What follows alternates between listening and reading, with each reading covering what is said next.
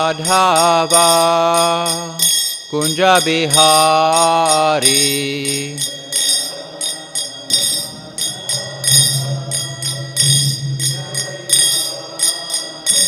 Jaya Gopijana Vallabha Girivaradhari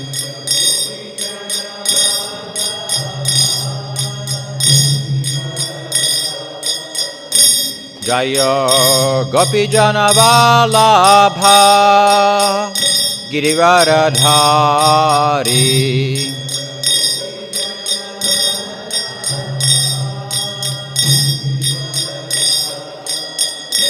Jaya Yashodanandana Brajajana Ranjana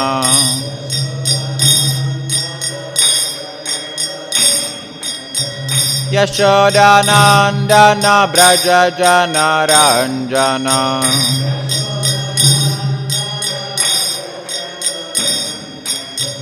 Yamuna Tira Vanachari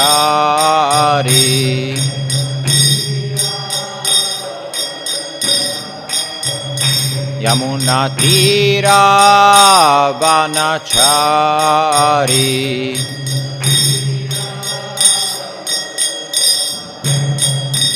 Jaya Radha Madhava Kunja Bihari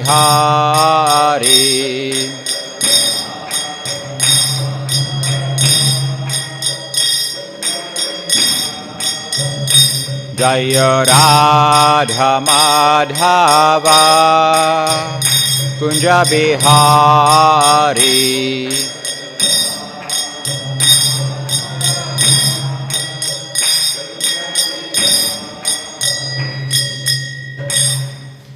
Jam Vishnupad Paramahamsa Parivrajaka Acharya Ashtatrashta Shri Srimad Abhaicharam Bhaktivedanta Swami Prabhupada ki Ananta Koti Vaishnavrinda ki Nama Acharya Shahridas Thakur ki Prem se kaho Shri Krishna Chaitanya Prabhu Nityananda Shri Advaita Gadadhara Shri Vas Adi Gaur Bhaktavrinda ki Shri Shri Radha Krishna Gop Gopinath Radha Kund Shyama Kund Giri Govardhan ki Vrindavan Dham ki Mayapur Dham ki Ganga Mai ki Yamuna Mai ki Tulsi Devi ki Bhakti Devi ki Samaveta Bhaktavrinda ki Jai Nitai Gaur Paramananda. All glories to the assembled devotees. All glories to the assembled devotees. All glories to the assembled devotees. All glories to Shri Ganesh Shri Gauranga. All glories to Shri Prabhupada.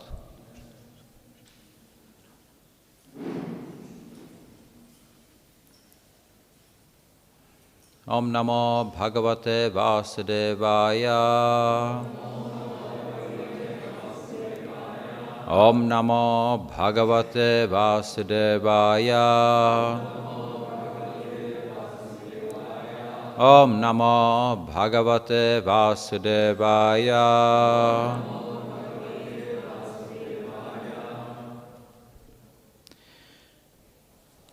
So today we will read from Srimad Bhagavatam, Canto 1, Chapter 4 and Text 10.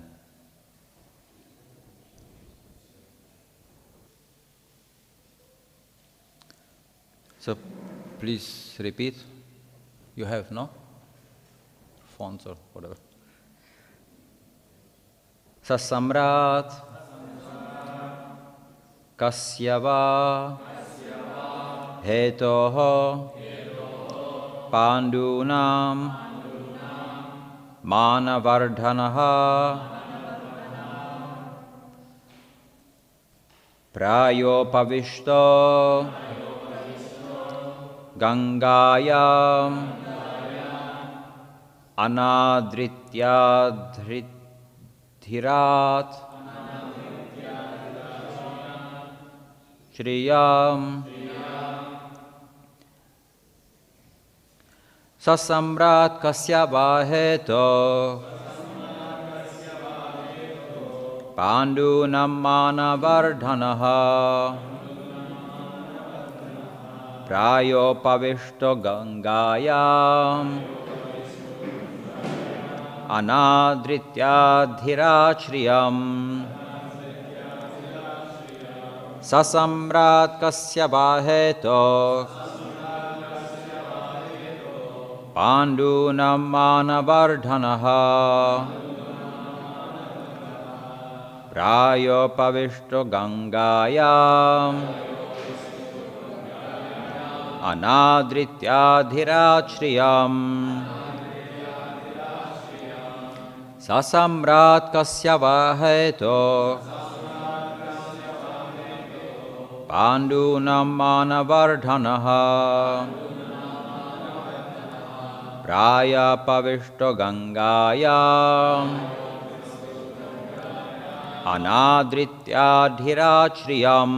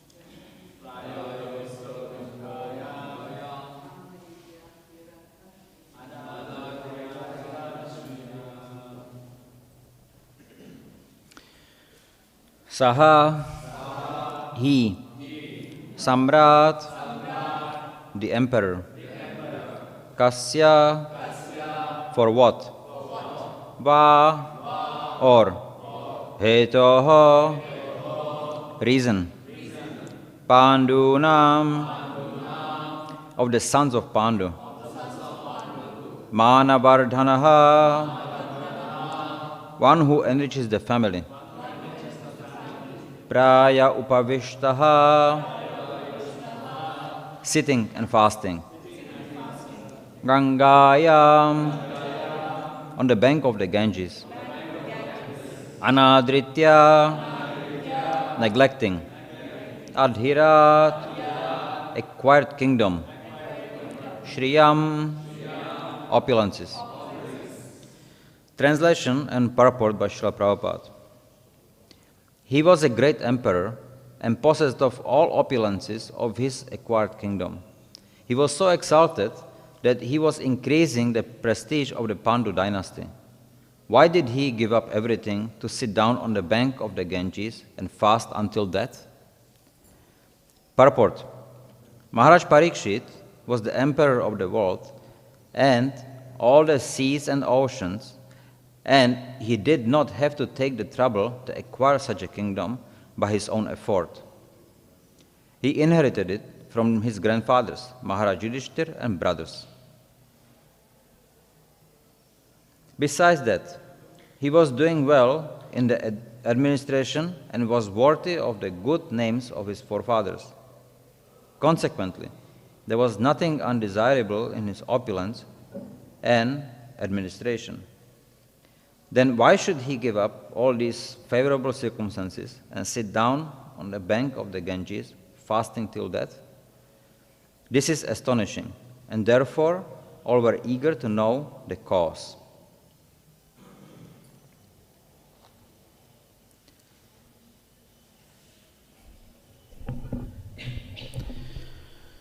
So, we see now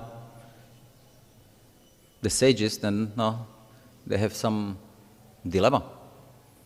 They are asking, Maharaj Parikshit, such a qualified emperor, he should rule, because under his rule, then everything goes very well. So why? Why is he now sitting and fasting till death? So that was a question.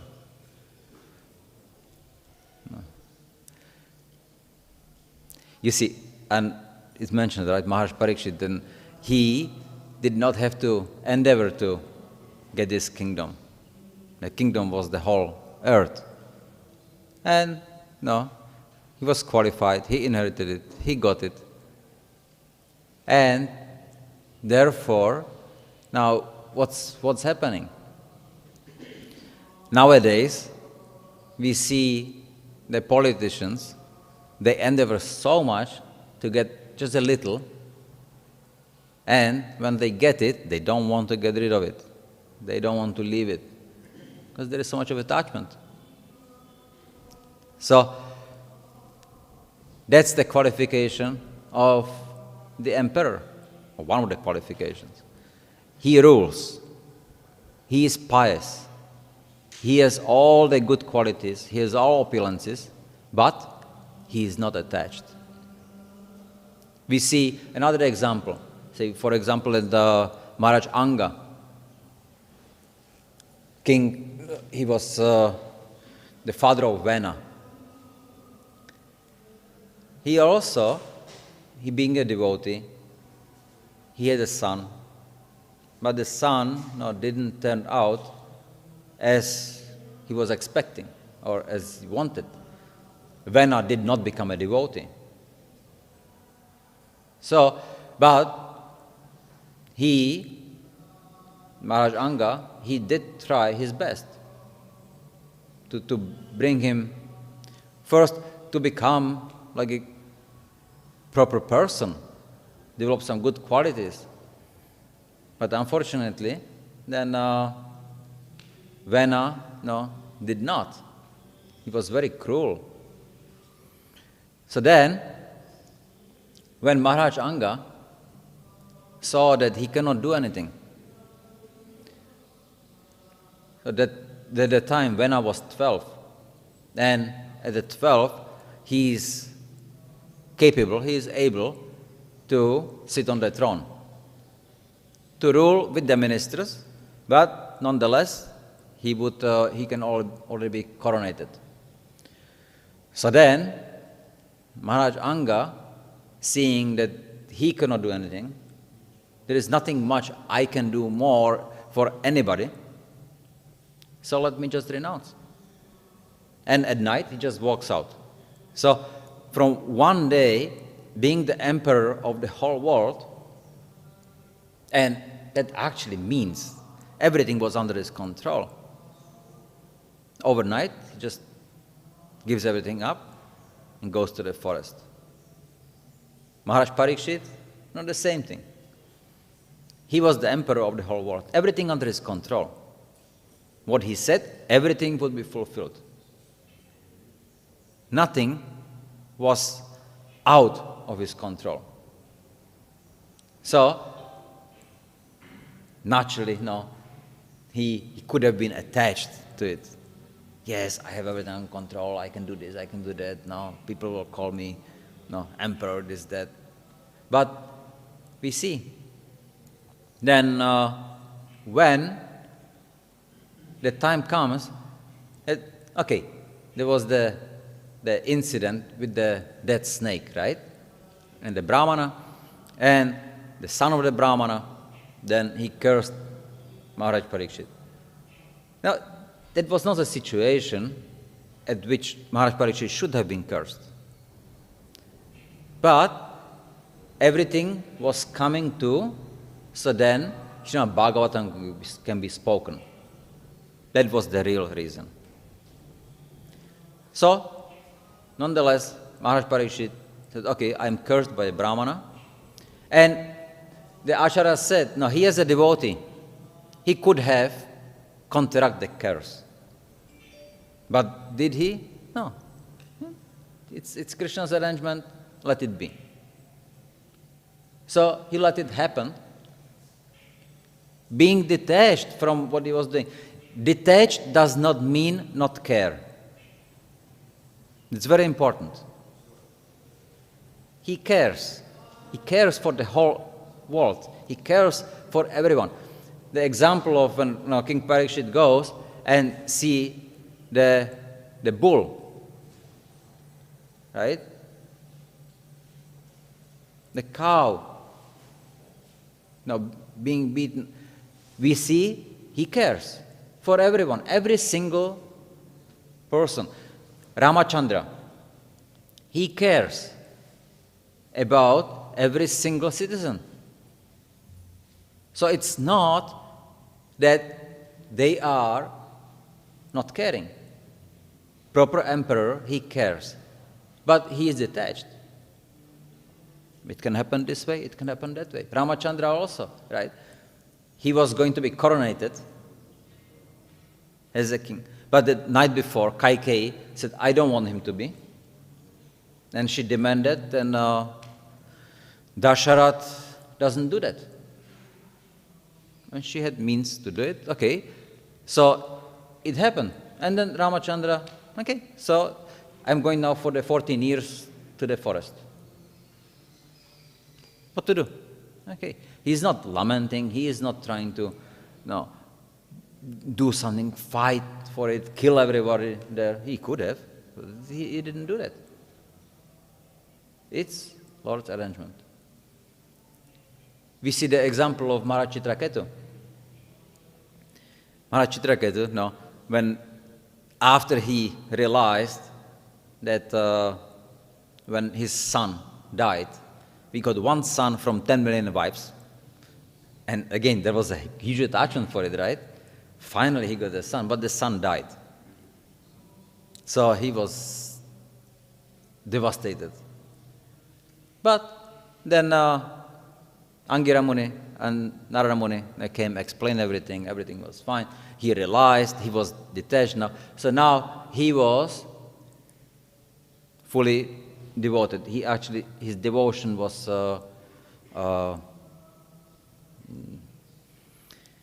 renewed. He was not fully aware of, but now he was fully devoted. And as he was traveling, then he see Lord Shiva. And Lord Shiva, he's sitting there in the middle of an assembly of sages. And now Parvati Devi, she's sitting on his lap. So then he just made a comment. Oh, look at him, such an ascetic, such a yogi. And then he has a woman sitting on his lap. But it was between friends. Nobody took any offense. It was no Mahadev, not the sages. No, just okay. Friend made a comment, friendly comment. No offense was taken. But Parvati Devi didn't understand that. So she cursed Maharaj Chitraketu. Such an insolence. You are cursing, you are blaspheming my husband. For that, then you will be born on the earth as a demon.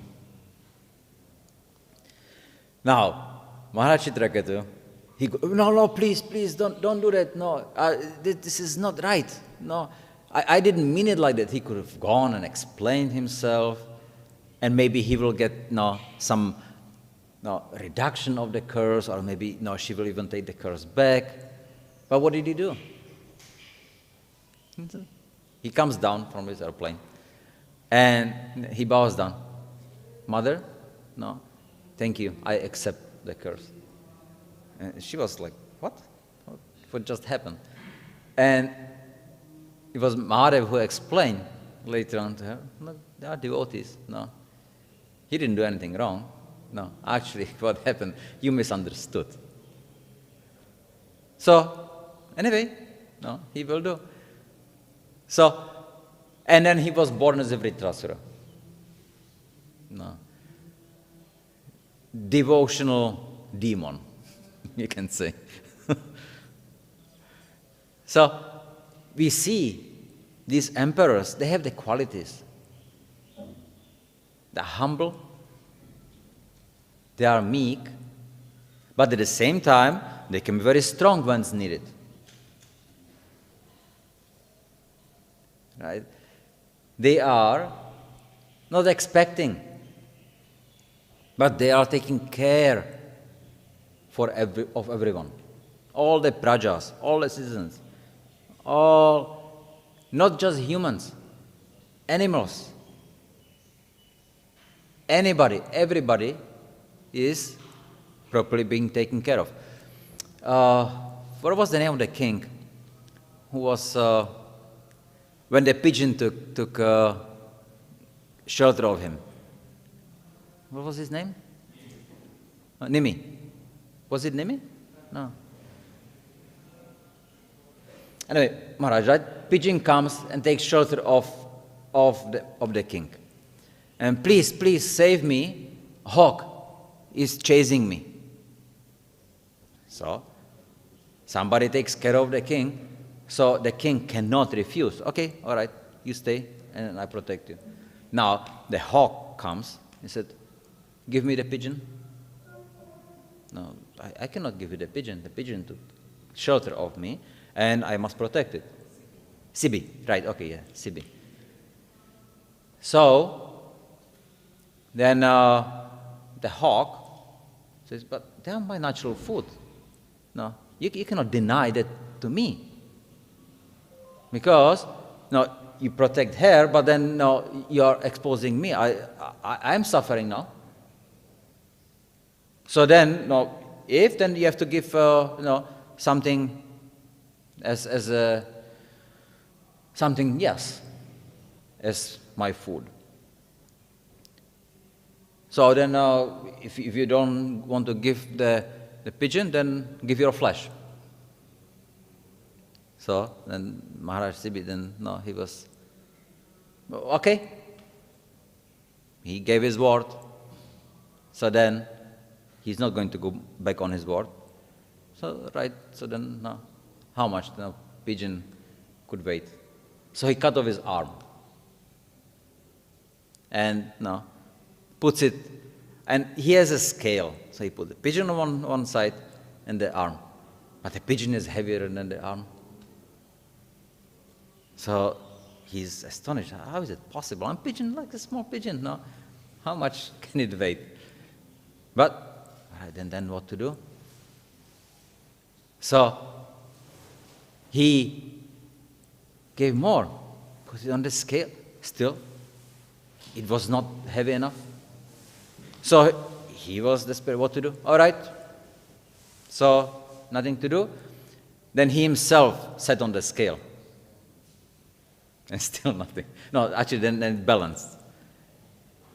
And later on, then it came to be that the pigeon was not just the ordinary pigeon, and the hawk. They were actually demigods, trying to test him, how pious he is. So then, everything was fully restored, his body was restored, and his fame was enhanced, came to be known. So that's what the emperor does. The emperor, when he takes a vow, he takes a word, then he will not go back on in no circumstance. We see like the Maharaj Dasharatha. He gave the word to Kaikeyi that whenever she wants, she can take the boon, whatever boon it may be.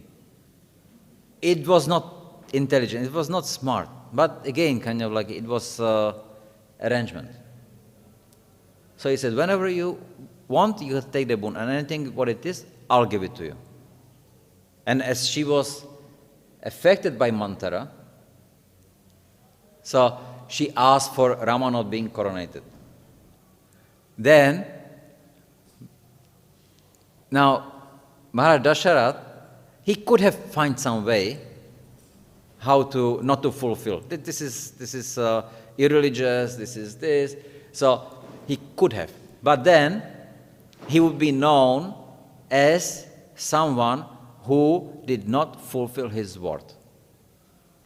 This is for a Kshatriya worse than a death. So even though it was evil, it was terrible, nobody wanted it. But he had to do it. Because the you can say pride of I have to maintain my word. This is the Kshatriya mentality. So, and that's how religion can be properly maintained. Because there are always references, Dharma Shastras. So in the Varnashrama Dharma, everything is being applied. So then king knows, and he consults his ministers who know the Dharma Shastra. It's saying like that, we have to do it like that. Now, the king, he cannot be a hypocrite. So he cannot say, okay, no, for this I'll punish you. But I'm actually doing the same thing, so no. He can do that. He can be so powerful because he himself follows the rules. He maintains. So that's the power. These are the qualities of the king. He cares about, and he can be very strong. But that can be only because he himself is faultless. So Maharaj Parikshit, now he sees the dharma is there, right? The Brahmana cursed me. So now what options do I have? No, I cannot prove that the Brahmana's curse futile. It has to happen. So okay, so let it happen. And so then what should I do? He asked the sages. Okay, you've got 7 days left. Hear Bhagavatam. So then the whole Bhagavatam happens. Shrikara Goswami, he narrates Bhagavatam to Parikshit Maharaj, and because of that, then we are able to hear, to study, and not to understand Bhagavatam through the purpose of Srila Prabhupada. So that's our fortune. So these are that's what we are looking for, the emperor or monarch who has the qualities. Now in time, in Kali Yuga, the monarchs, they were losing their qualities. So they were not able to maintain their kingdoms. They were not able to properly fulfill the needs of the citizens because they did not have the qualities. They were losing their qualities. India was broken into so many small kingdoms. But then Chanakya Pandit comes and now he unites the kings. He, being a Brahmana, now he took a vow that, okay, now what's going on? This is terrible. Then he unites the kings. So for the time being, now he can act as a Kshatriya, but he himself doesn't want to be the king. So he brings up Chandragupta, small boy, and now he raises him as a Kshatriya, and he becomes capable king. So sometimes the Brahmana can take the occupation, like Dronacharya also, now being a Brahmana, then he took occupation of a Kshatriya. But still, it didn't last a long time, right? Chanakya then he united the India, but No? After that, so many things happen. And now in the modern age, you can say, then the monarchs were very corrupted.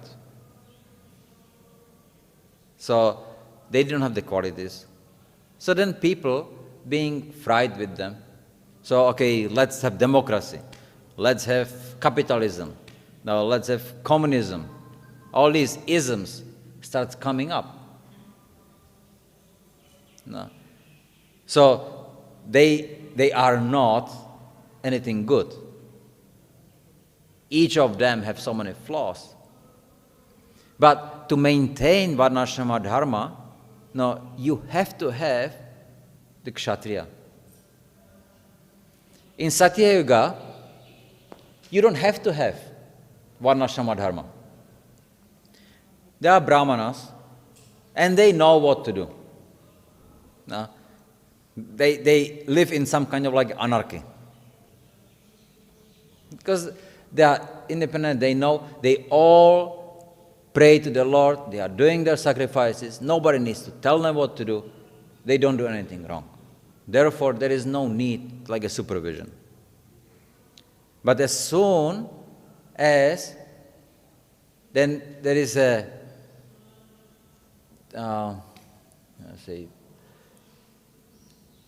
you bring other mentalities than Brahmanas, then that moment, then you have to have the Varnashrama established. Who is who? Who is the Brahmana? Who is the Kshatriya? Who is the Vaishya? Who is the Shudra? And who takes care of it? The Brahmanas, they don't take care of it.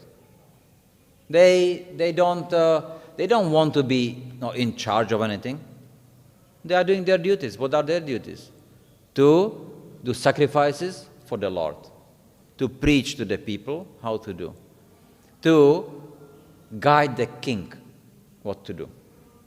But they themselves are unattached and they are not involved directly. Like we see then King Vena, when he was ruling, he was bad king. And he was like very heavy, nasty, but to some criminals, to everyone. So, okay, let's tolerate. It's like a dictatorship, but at least the criminals, they are staying away. So therefore, it's okay. We can tolerate it. The Brahmanas were thinking like that. But when he started to harass the Brahmanas and the sages, because he thought, I'm the king, and as a king, I'm the representative of God. Because that's what kings are. They are representing the potency of the Lord. So he thought, I'm God. I can do whatever I want. I don't need all these guys and all these sages and like that. So let's just harass them. Let's kill them. No, let's bother them. So when the Brahmanas saw this, then they went to the king and he told him, you cannot do this. Who are you to tell me? No, I am God. So, all right, they killed him. By chanting mantra, they killed him. And, all right, and now again, they go back to the forest and then they do their own business. So now there's a kingdom with no king. The Brahmanas wouldn't take it over. So as it's going on, so now there is no king, so then the criminals, they come out and start plundering everything, harassing the citizens. So again, the citizens then come back to the Brahmanas. Look, okay, you got rid of the king, which is a good thing. Vena was very bad. But then, please, do something now for us. No, you are not going to be ruling, you are not going to be taking over the kingdom. But do something, establish some king. We cannot have kingdom without king. We We are all suffering. Please do something for us. So then, all right, they come, and they churn the body of Vena, and out comes Priti Maharaj. So they established him, and again they go. Chanakya Pandit also, the same thing, right? He works on Chandragupta, it was for so many years. But as soon as he establishes him on the throne, he goes away. He goes back to his school and he teaches. That's all. Unattached. So, now when Brahmanas can do that, but when it's not, then you have the Kshatriya. You have the Kshatriya to actually see, okay, you are a Shudra, so you should do these activities. You are a Vaishya, you should do these activities. You are a Kshatriya, then you should do these activities. And the Brahmanas, okay, as long as you are actually a Brahmana, then I have no power over you. I don't interfere in your activities. But if you pretend you are a Brahmana, and you are trying to harass people, then I will punish you. So that's what the Kshatriya does. So he sees, he oversees, and he makes it happen. But then, if there's no Kshatriya, then what's going to happen? Again, the Brahmanas, they don't want to have really take over. That's not their business, that's not their desire. Kshatriyas are not there. So then what's going to happen? Then you have only the Vaishyas and Shudras who can take over. So if you have the Vaishyas taking over, then you get the capitalism. Because for the Vaishyas, only money. Money is a value. Money is God. Everything else is subservient to that. If I can make money of something, then it's good. That's all it counts. So like you see, now everything counts on money. Right? In the world, economic, it's always economical situation. It's good or bad. That's what you judge. If you are good or bad. You have money, you are a good person. You have no money, you are a bad person. It's simple, right? That's what they get too. It's all about money. They are, in the world, there are two most profitable industries. The first most profitable industry is defense industry, weapons making. Right? And the second most profitable is health, pharmaceutical. These make trillions and trillions of dollars. So now, okay, making weapons makes money. So you have to sell the weapons. So then, if you want to sell weapons, you have to have some wars. So create some wars, little. Now, if it's too peaceful, who is going to buy weapons? Nobody. So stir it a little bit, do here, there. And then the Vaishyas, they don't have scruples to sell the weapons to both sides anyway. No. They create wars and they sell weapons to both sides. Makes money? There's nothing wrong with that. It's a business. You should understand. So that's what the Vaishyas, when they have no proper qualities, that's what they do. There's no limit for them. But the Kshatriya, he is the one who limits them. Okay, you can make profit this much and of this. You cannot make profit of this. So, all right, they are controlled. But if they are not controlled, everything goes out of their control. Like the financial situation, right? You have the banks. Before, value was gold. Gold standard. You get as much gold the country has, that much money they print and that much is there, and you know. If you want, you can take the paper, and you can go to the bank and exchange it for the amount of gold as it was printed. So it's not fluctuating. It's always connected to the same amount of gold, as it was for centuries like this, the money. But then they figure out that, let us do something else. Let us just forget the gold, and let's create it, the money on the faith of people.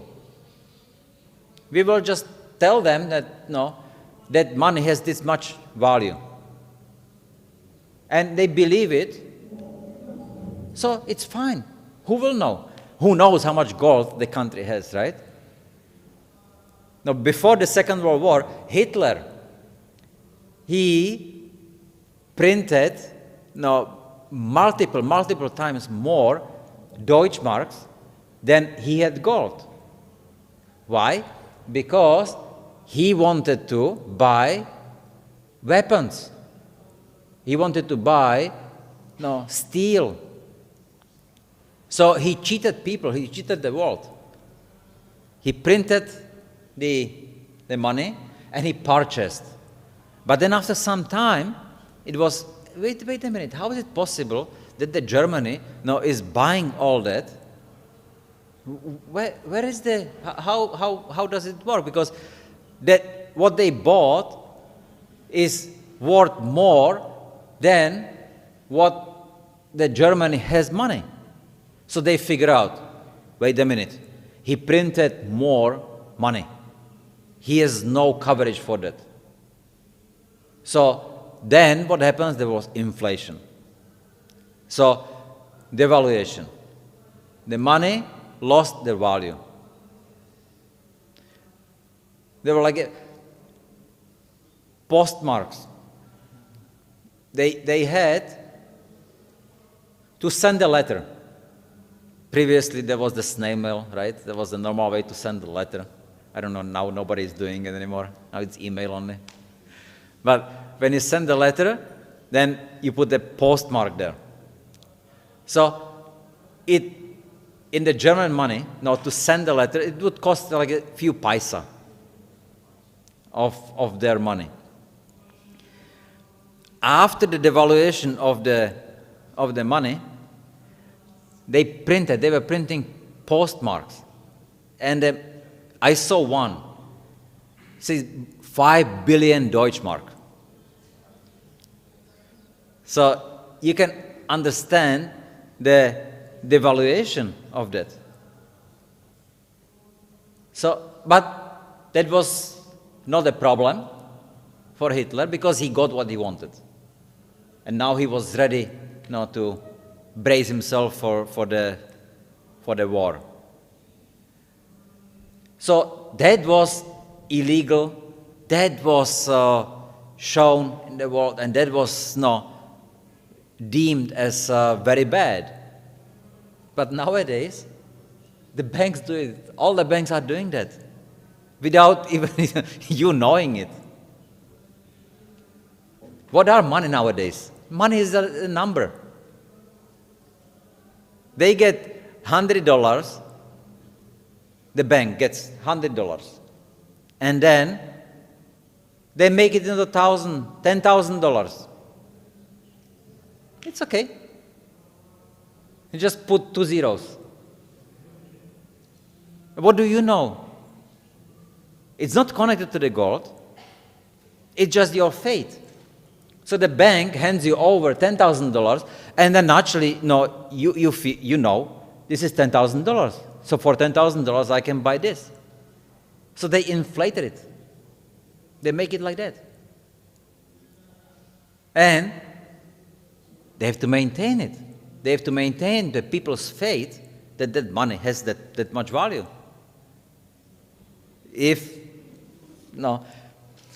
When there are the crises, time to time, they never want people to think, what will I do? Now, I need something. I don't trust the money. I need to buy something of value. Gold, precious jewels, or something of value, some other commodity. that will be terrible for the economy. Because you lose faith in the money, and then it will be seen, actually the money has no value. So they have to make it. During Obama, right, America, they had to pump again, trillions and trillions of dollars into it, just printed it out, to make people, to encourage them to keep spending. You don't want the people to stop spending and start saving. Because at the time, then the circulation will slow down, and that will be bad. So the money also becomes a commodity. It's not reference, it's a commodity. And what can you do? Now you are, today you go and exchange dollar for 74 rupees. Now, some years ago it was maybe, 60. Now, before it was 90. Now, during Srila Prabhupada's time, I think it was like, 7 rupees or something like that, $1. So it fluctuates. There is no reference. It can change. Tomorrow it can be, dollar equal to 1 rupee. Who knows? Or it can be, 1,000 rupees, $1. You don't know. Nobody knows. It's all depending. If it's Trump going to be elected, then dollar will go maybe down. And if Biden, then it will go up. Or the other way around, whatever. And they even bet. You can bet on. Will the dollar go up or down? And if you choose right, then you win money. Gamble. It's going on. So, these are the Vaishyas. Just economy, only money, make money. You see they make money of everything. If there is a documentary, you could have seen, it's called The Social Dilemma, about the social network, Facebook, Google, Twitter, Instagram, all this. So, you think it's for you to connect with your friends. The people think, who are actually, who are the boss of that, they think of you as a commodity, and they want you to be glued to the screen to watch their advertisement, so they make money off you. That's what it is. If you watch the documentary, then you will actually see that those people who established some portion, they were boss in the companies, they came to know, then they left because it was not what they wanted. But it's going on.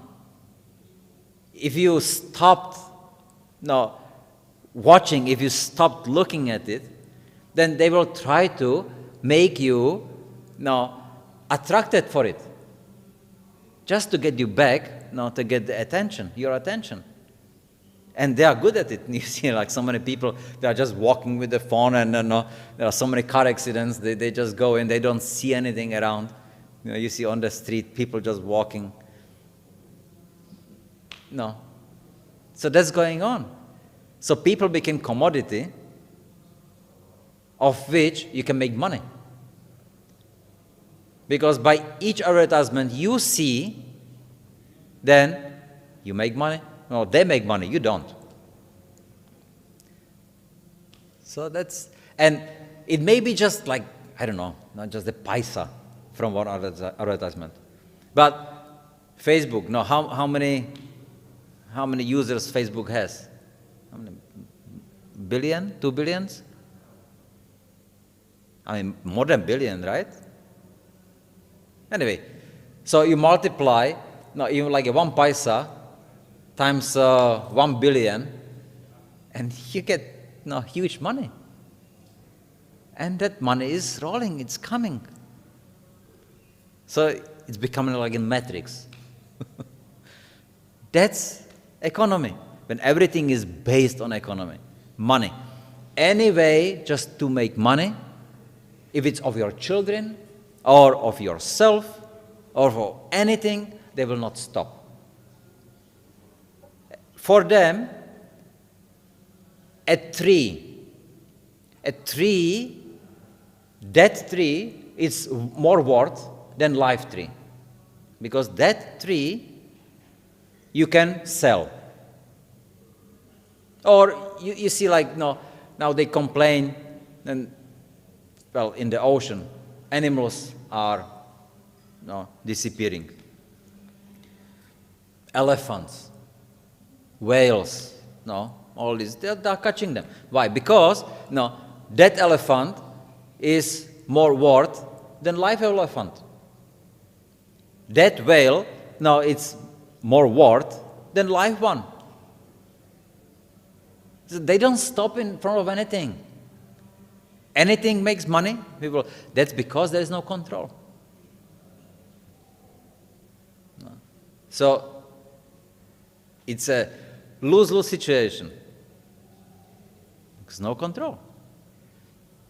And then when Shudras take over, then what do you have? That's a communism. But what does communism mean? Everybody is equal.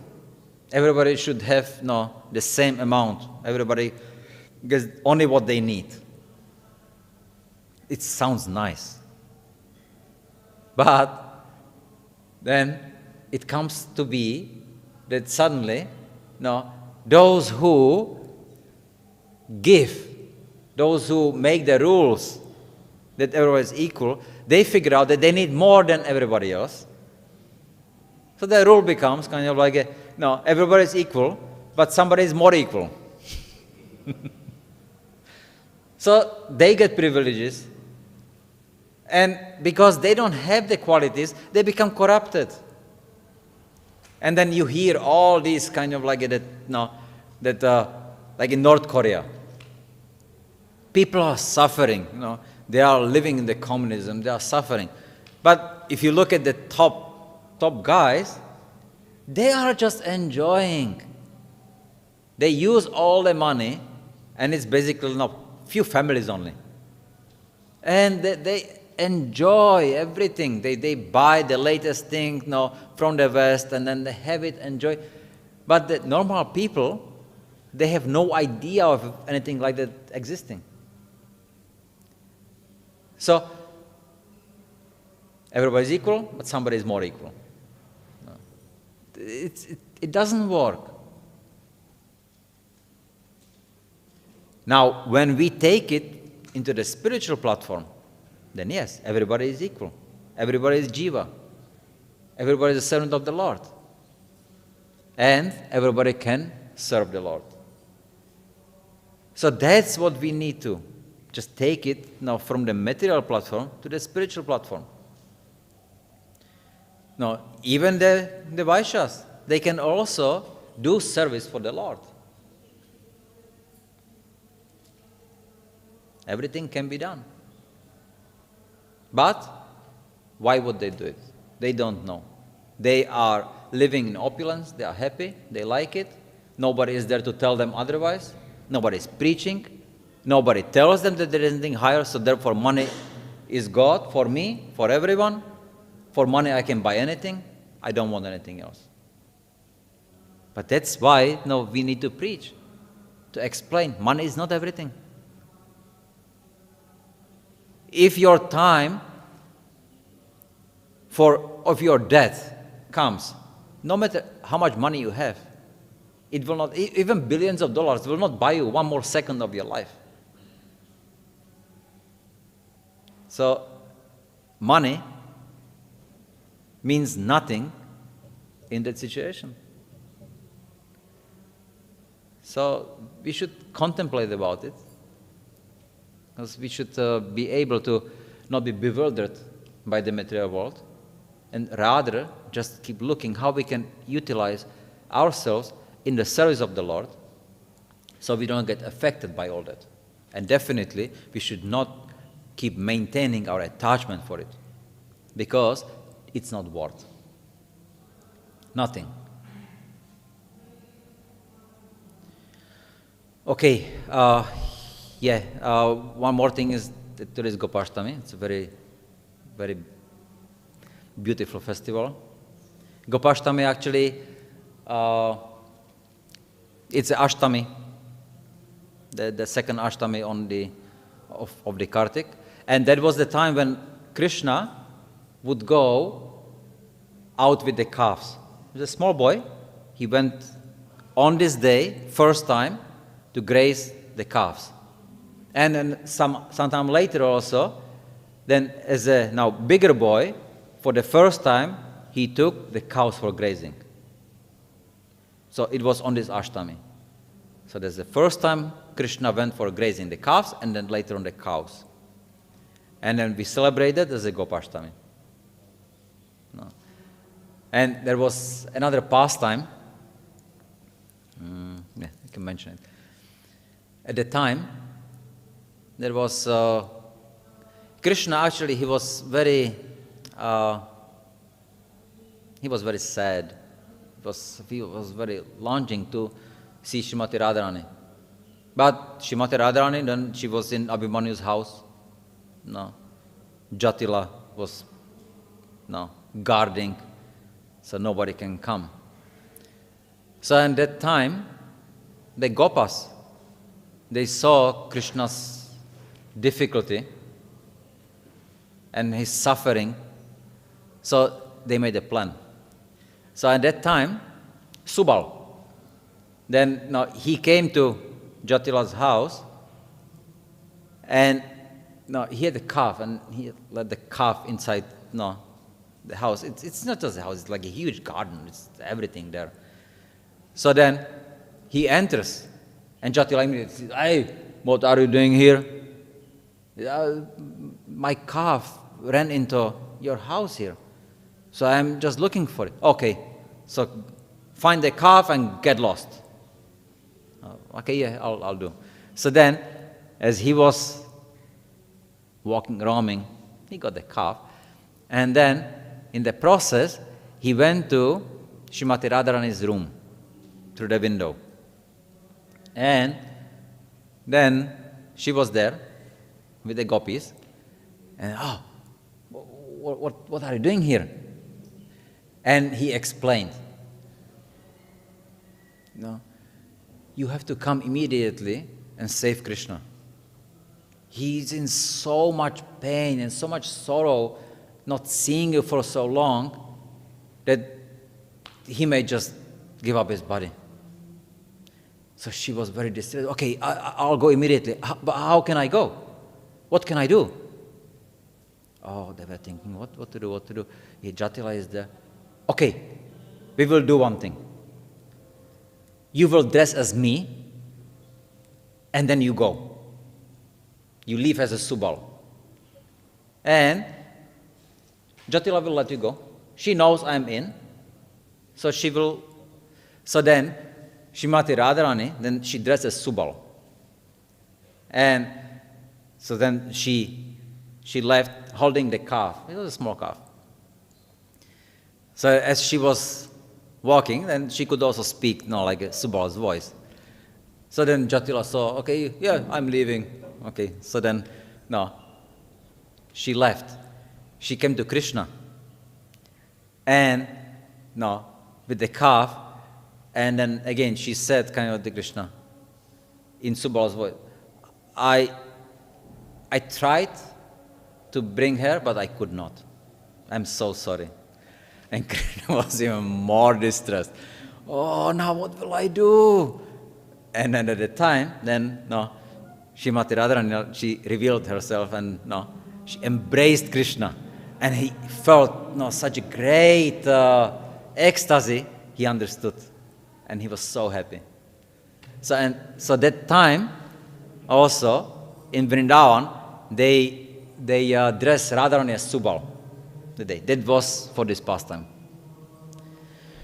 Okay. Grantha Srimad Bhagavatam ki, Srila Prabhupada ki, Jai Nitai Gaur Paramanande.